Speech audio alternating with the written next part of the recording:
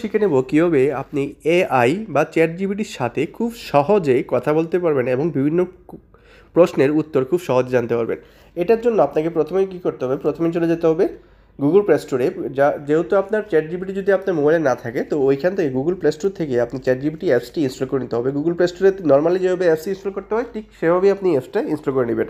সার্চে যাবেন, যাওয়ার পরে এখানে জাস্ট লিখবেন সিএইচ, লিখলে দেখবেন চ্যাট জিপিটি অলরেডি চলে আসছে। আপনি এখান থেকে খুব সহজেই ইনস্টল করে নিতে পারবেন। যেহেতু আমার এটা ইনস্টল করা আছে, তো আমি আর এটা ইনস্টল করলাম না। তো আমি সরাসরি চলে যাব কোথায়, সরাসরি চলে যাব চ্যাট জিপিটি অ্যাপসের মাধ্যমে। তো দেখেন আপনার এখানে কিন্তু আমার দেখাচ্ছে চ্যাট জিপিটি অ্যাপসটি। আমি এটার উপর ক্লিক করলাম। ক্লিক করার পরে আপনার এরকম একটা ইন্টারফেস আসবে। এইখানে আপনি যদি ওকে বলেন হাই, হাই লিখে এখানে সেন্ড করেন, তাহলে দেখেন সে রিপ্লাই দিবে। দেখেন, hi there, how can I help you sir. So এইখানে কিন্তু সে খুব সুন্দরভাবে রিপ্লাই দিচ্ছে। আপনি যদি যে কোনো কোয়েশ্চেন তাকে জিজ্ঞেস করেন, hello I face a problem ছোরে,